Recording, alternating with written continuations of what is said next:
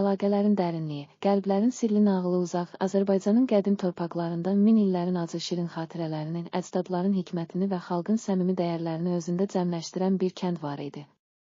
Bu kənd Sübhabad adlanırdı. Dar daş küçələri, əcdadların qoyduğu köklü ənənələr və təbiətin öz sədasını fısıldayan çay kənarı, burada yaşayan hər kəsin qəlbində dərin izlər buraxırdı. Hər daşda, hər ağacda, hətta rüzgarın keçdiyi hər küncdə keçmişin vətənpərvər dastanları, sevgi, mərhəmət və əbədi əlaqələrin səsi eşidilirdi.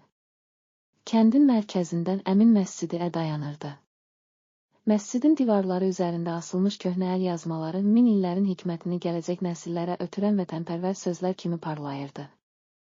Hər səhər günəşin ilk şüaları məscidin pəncərələrindən içəri sızar, məscidin qabağında toplanan kəndlilərin ürəklərində ümid və sevgini oyandırırdı. Burada yaşayan hər kəs həyatın dərin mənasını və əlaqələrin əhəmiyyətini unutmur, əcdadların öyrətdiyi dəyərləri canlandırırdı. Kəndin hörmətli ailələrindən biri olan Məmmədovlar ailəsi Sübhabadın mədəni irsinin və ənənələrinin daşıyıcısı idi. Ailənin başçısı Həsən bəy illərin sınağından keçmiş, torpaqla, adət-ənənələrlə və insanın içində yatan sarsılmaz ümidlərlə dolu həyatını övladlarına təbliğ etmişdi. Həsən bəyin 2 övladı vardı, çalışqan və əzmkar Rafiq və incə ruhlu, duyğularını şeir dilində ifadə edən Nigar. Həsən bəy hər zaman övladlarına deyirdi, bizim torpaq yalnız yer deyil, o bizim canımızdır. Hər daş, hər yarpaq, hər axan su, keçmişin hikmətini və gələcəyin ümidini daşıyır. Əsl əlaqələr, sevgi və hörmətlə qurulan bağlardır. Bizim vəzifəmiz bu bağları qoruyub saxlamaq və yeni nəsillərə ötürməkdir. Rafiq gənc yaşında kəndin tarlalarında əməyi ilə məşğul olur, hər gün torpağın sədasının, əcdadların izlərini özündə daşıyan həyatdan dərs alırdı. O, hər anın dəyərini bilirdi və həyatın çətinliklərini sevgi və mərhəmətlə aşmaq üçün özünü daima inkişaf etdirirdi. Nigar isə günəşin batışı zamanı məscidin qarşısında yerləşən köhnə kənarda oturub, qəlbinin dərinliyindən axan hissləri şeirə tökər, hər kəsin ürəyinə ümid və sevgi toxunuşu bəxş edirdi. Bir bahar səhəri, kəndin dar küçələrində yüngül çiçək ətri yayıldığı, ağacların budaqlarında yeni yarpaqlar açdığı bir vaxtda Sübhabadın sakinləri arasında böyük bir görüş keçirildi. Bu görüşdə kəndin yaşlıları, gəncləri və bütün ailələr bir araya gələrək keçmişin hekayələrini, sevgi dolu anlarını və həyatın əlaqələrini danışırdılar.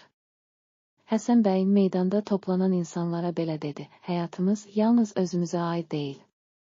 Bizim bütün əlaqələrimiz, ailə bağlarımız, dostluq və qardaşlıq münasibətlərimiz, torpağımızın, əcdadlarımızın bizə öyrətdiyi ən böyük dəyərlərdir.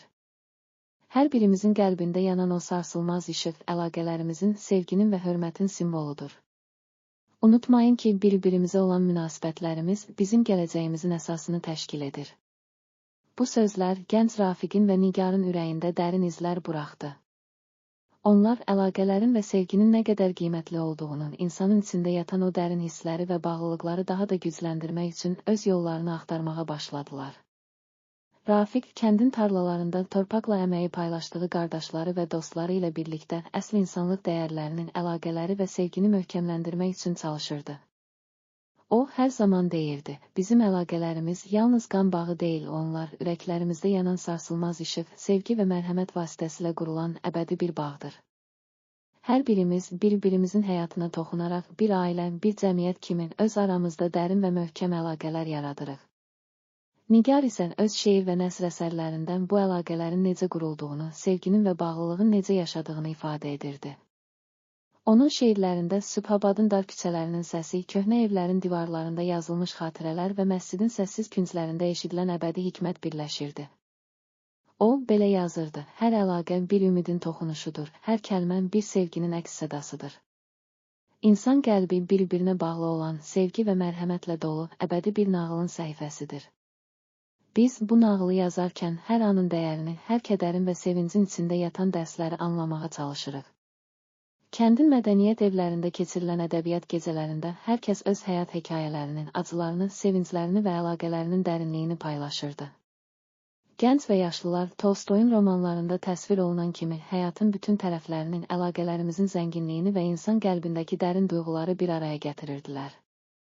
Bu gecələrdə Həsən bəyin öyüdləri, Rafiqin əmək sərgüzəştləri və Nigarın şeir dolu sözləri kəndin hər küncündə yaşayan insanlara sevginin və bağlılığın gücünün, əlaqələrin dərinliyini bir daha xatırladırdı. Bir gün kəndin ənənəvi toy mərasimlərindən birində ailə və yaxın dostlar bir araya gəldi.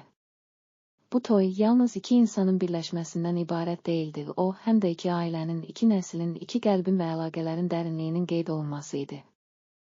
Toy mərasimi zamanı gülüşlər, göz yaşları və səmimi təbriklər arasında hər kəs həyatın nə qədər zəngin və dəyərli olduğunu, əlaqələrin əbədi gücünü hiss edirdi. Hər kəsin ürəyindən öz ailəsinin və dostlarının varlığında sarsılmaz bir sevgi və bağlılıq iz buraxılmışdı. O gün kəndin hər küncündə sevgi və əlaqələrin əbədi simvolu olaraq bir ömür boyu davam edəcək bir nağıl yazıldı. Toyun bitməsindən sonra gənc cütlük kəndin sərin kənarında qədim ağacların kölgəsində oturub gələcək üçün xəyallar qurdular. Qızın adı Leyla, oğlanın adı isə Murad idi. Onlar bir-birinin gözlərində sanki keçmişin vətənpərvər hekayələrinin, ailə bağlarının və əbədi əlaqələrin sədasını oxuyurdu.